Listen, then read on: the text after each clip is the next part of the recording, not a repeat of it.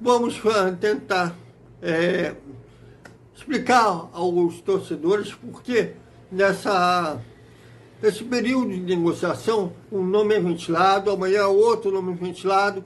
Vamos tentar explicar isso. Não é uma coisa que sempre aconteceu, mas eu entendo o torcedor, até porque o Vasco esteve bom tempo sem ter condições de reforçar o clube como ele deve, né? Jogadores que correspondam à camisa vascaína. E agora, com o Vasco tendo dinheiro, né, devido à SAF, eu entendo essa ansiedade do torcedor, querendo saber de jogadores contratados realmente. Mas é um período de negociação, de especulação, pré-Copa do Mundo, é normal isso. Mas vamos tentar explicar isso.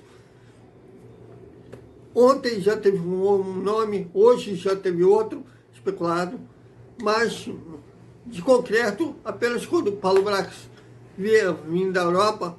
Aliás, muito provavelmente, quando ele chegar ao Brasil, vamos ter novidades sobre possíveis reforços, ou quem sabe o nome do novo treinador, embora o plano A é o Jean Pablo Volta.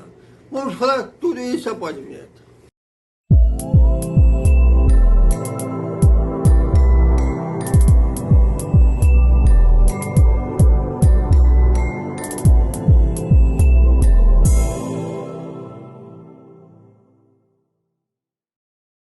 Salve, salve galera do Vascão! Mais um vídeo para o Vasco Velocidade, com o apoio do nosso Vasco Conexão. Antes de mais nada, peço que vocês curtem, compartilhem, comentem, que a galera tem moral aqui em todos os TVs. Bom, aquele período acabou, o calendário do futebol brasileiro. O Vasco subiu para a Série A, sofreu, chorou, sangrou, mas conseguiu seu objetivo, que é voltar ao seu devido lugar, até nunca mais a Série B. E chegou aquele período de mercado aberto para o futebol brasileiro, lembrando que o mercado internacional ainda está fechado, mas para o mercado brasileiro já está aberto. E aquele período de especulações. Ventilar um nome, depois ventilar outro.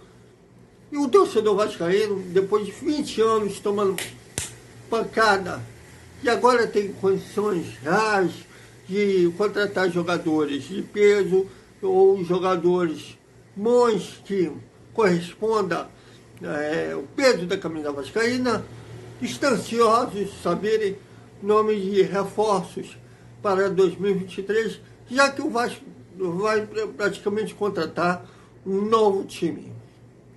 Tem uma espinha dorsal, que é os jogadores vindo da base, que vieram das divisões de base e brilharam nessa Série B, como André dos Santos, Malão Gomes, Ignaldo, Figueiredo, talvez o Gabriel Pérez que fique, né?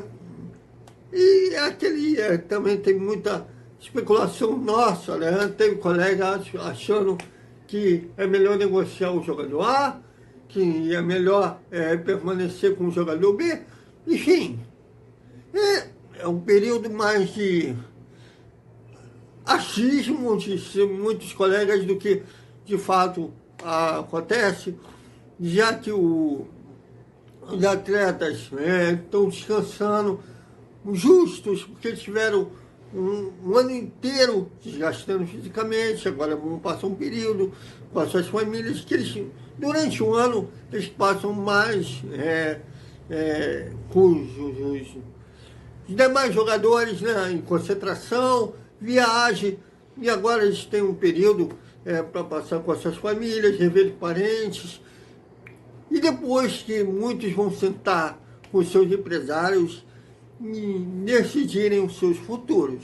Então, enquanto não acontece nada de concreto, fica assim aquela especulação, né? Muitos os clubes procuram para saber se é viável realmente tocar uma negociação ou não como é o caso do Wellington Rato, do Atlético Goianiense, que o Vasco procurou, sondou para saber os valores na negociação e viu que é viável e espera a volta do Paulo Brax para intensificar a negociação, quem sabe sacramentar, ser mais um reforço do Vasco para 2023. Lembrando que o Vasco já tem um reforço, ainda bem, se bem que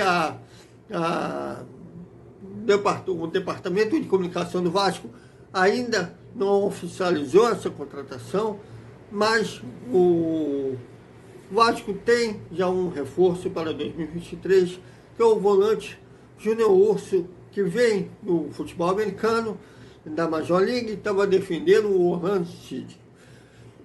E tem aqueles nomes que o Vasco realmente quer, como o atacante Pedro Raul, que foi vice-artilheiro da Série A da primeira divisão, perdendo apenas para o Cano, está aqui no Rio de Janeiro, um empresário daqui do Rio. Ele deverá decidir seu destino ainda essa semana.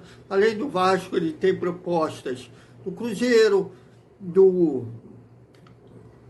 outros clubes.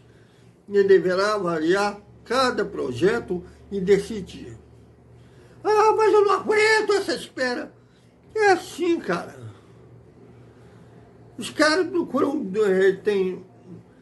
ainda mais esses caras cobiçados, tem 2, 3 propostas e eles não têm sentimento de torcedor, de que vai pelo coração. Eles não podem ser assim. Eles avaliam e que eles acham o melhor para a sua carreira, eles assinam. Mas eu acho que no caso do Pedro Raul, que ele vê com bons olhos voltar ao Rio de Janeiro, e ele que já defendeu o Botafogo, seu empresário mora aqui, acho que o Vasco está na pole position, vamos dizer assim, está largando em primeiro, para assim, ele ser um novo reforço do Vasco. E tem nomes que muitos são ventilados, alguns com cravadas de empresário, outros que apuramos, e outros que uns gostariam que defendesse aquele time, e ficar sendo aquela haja especulação. Hoje teve mais um nome ventilado como possível reforço do Vasco, o zagueiro João Marcelo, no Porto. O time está defendendo um time B do Porto. Eu estou aí na procura do contato do empresário desse atleta para saber se o Vasco procurou realmente o jogador ou não, mas foi um nome ventilado hoje como possível reforço do Vasco para 2023. Isso não só acontece com o Vasco. O David Terence, por exemplo, uruguaio, que o Flávio Dias cravou como o Vasco tendo uma preferência de uma possível negociação, pelo que eu apurei. O Vasco ainda não procurou o Atlético Paranaense, e deve ter sido a mesma fonte do Lucas Pedrosa, do Eduardo Ferrari, e que também o pessoal ligado ao Vasco disse que ainda não procurou, e sequer procurou para saber de uma possível negociação. O Lucas, que tem, inclusive, mais contato com o meu, procurou lá o Atlético Paranaense, falou com o próprio presidente do Atlético Paranaense, o Petralha, e ele disse que o Vasco não procurou. Não é desmentir o Flávio, não se trata disso. É que a hora do mercado fica muito maluco mesmo. Hoje, o Flávio fez um golaço, falou com o empresário do Juninho, capixaba, né? E ele falando que o Juninho não será reforço do Vasco, pelo menos no primeiro semestre de 2023, né? Já que o jogador optou por um outro projeto. Não falou o nome do clube, mas falou que o jogador escolheu um outro projeto para abraçar em 2023. Não falou também, pelo que ele falou, não deixou entender que não vai permanecer no Fortaleza, mas abraçou um outro projeto.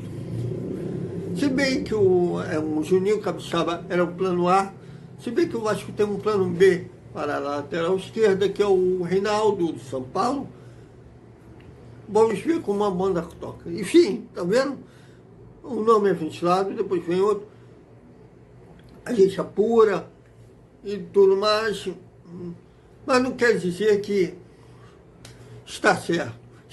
Só vai estar certo quando o atleta assinar contrato com o clube. Nosso dever é noticiar, entendeu? Mas é um período mesmo que ventila-se muito nome para ser reforços do Vasco e demais clubes. E muito provavelmente amanhã vai ter um outro nome, até o mercado realmente começar a se abrir até para o mercado europeu, os jogadores começarem a traçar seu destino para o ano que vem, que vamos ter notícias concretas. Para essa semana que a Série A do brasileiro acabou praticamente, vai fazer uma semana ainda, dificilmente vai ter muita coisa concreta nessa semana. Vai ser mais especulação mesmo.